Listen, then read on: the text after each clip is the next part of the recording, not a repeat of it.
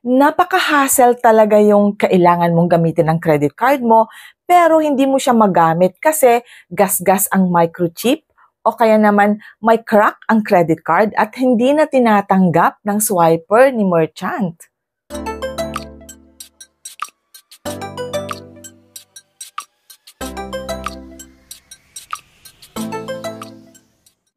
Hi everyone, Crisel Morales here. Welcome back sa ating YouTube channel. Okay, in my journey as a credit card holder, I have encountered this problem na parang ayoko nang mangyari ulit ito. Ito yung kailangan kong mag-purchase before using my credit card. Nung dumating na ako sa store, hindi na tinatanggap ng swiper ni merchant yung aking credit card. And when we tried to check it, na-deform pala yung aking credit card kasi iniwan ko siya sa dashboard ng aking sasakyan. So with that, hindi na niya tinatanggap, ini-insert ni merchant, ni kahera, ni cashier yung credit card ko pero hindi na talaga siya ma-insert. So ang laking hassle yung ganon, yung kailangan mong mag-purchase and you are really decided to use your credit card kasi doon ka muna umaasa as of the moment. But pagdating mo sa store, sa mall, only to find out na nandun na lahat yung bibilihin mo, nasa cart na lahat ng bibilihin mo, nakapila ka na and all. And then, di mo na malayan na deformed pala yung credit card mo. And then, yung iswipe na ni cashier, hindi na niya tinatanggap. Napakalaking hassle at ang sakit ng ulo ko that time, aniisip kong, uy, may credit card ako, ito yung pambayad ko today. But then, hindi pala. So, mapipilitan kang maglabas ng cash kung may cash kang available. Pero kung wala naman, anong mangyayari sa'yo? Isusoli mo lahat ng mga binili mo, OMG. Hindi ko yung matatanggap at ayoko nang maulit yung ganun. And in connection with that, meron tayong babasahin na query na nanggaling naman kay Mandoy. Hi Mandoy, shout out sa'yo. At ang sabi ni Mandoy, Ma'am, account number ng credit card yung i-present sa machine. Pwede po ba? Okay, pwede nga ba yun? Okay, ang kasagutan nun ay hindi. Kasi kapag magbabayad na tayo sa cashiering section, we have to present our credit card at kailangan nilang iswipe ito. Hindi pwedeng magbayad using our card number or account number, whether that is a debit card or a credit card. Kung online shopping, okay siya. You can input the credit card number or the account number together with the CVV or the CVC. Pero kapag magpa-purchase ka in the physical store, kailangan i-present natin ang ating card, whether debit card yan or credit card.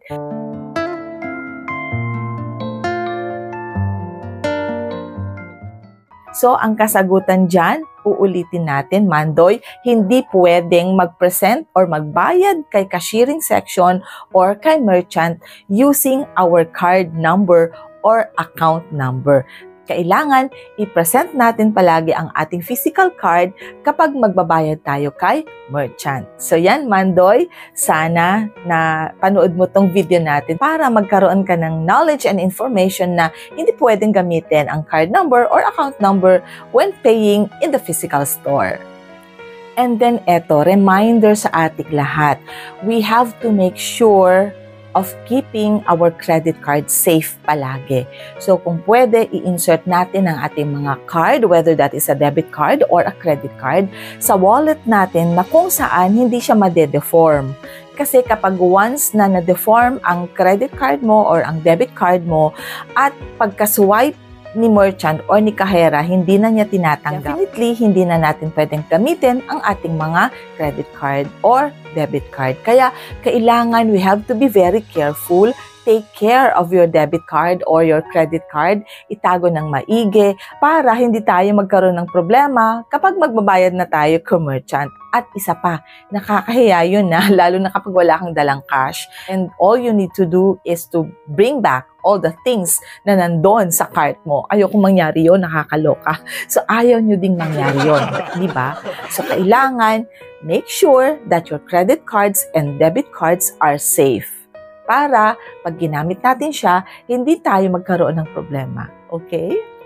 And importante, kailangan we have to protect our credit cards or debit cards from moist or from any foreign objects na pwedeng gumasgas doon sa microchip na nandoon sa card natin. Kailangan pag-ingatan natin yon. At huwag basta-basta linalagay sa lamesa or kung saan-saan ang ating mga cards. Kasi baka magasgas yan o kaya matuluan ng tubig, oil, and things like that, foreign objects, nasisira doon sa microchip o kaya doon naman sa strip ng ating mga cards. That can cause the error kapag swipe ni merchant or ni cashier yung card natin. Kaya, huwag natin basta-basta ilalagay sa kung saan-saan ang ating mga cards. Kailangan safe silang palagi. And just in case nasira nga yung ating mga credit cards or debit cards, anong dapat nating gawin? What we need to do is to call the hotline of the bank o kaya i-visit si banko mismo and then request for the replacement of your credit card or debit card. Alam nyo ba, eto, mahal magpa-replace ng credit card o kaya ng debit card. I think sa debit card, mas mura lang siya, pero sa credit card, mas mahal. According to my experience, kasi na-experience ko magpa-replace ng credit card because of damage. And if I remember it well, I paid 500 pesos. Maswerte ka kung yung credit card company mo or yung banko mo nagre-require lang ng credit card fee na 300 or mas mababa. But according to my experience, I paid 500 pesos. Correct me if I'm wrong. May nakakaalam ba? Siyempre, wala ako lang yun, di ba? Okay, I think, yes, ranging from 400 to 500. Kaya kailangan pag-ingatang maigi ang ating mga cards. Okay? Keep them safe. Okay?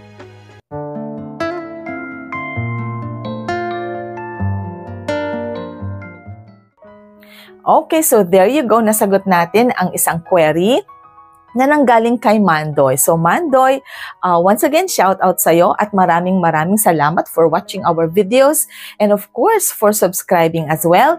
Maraming salamat. And eto na po tayo, natapos na tayo for a short video. And always remember na kahit ano man yung mga dumadating na pagsubok sa atin, life is beautiful because God is so good. Bye everyone!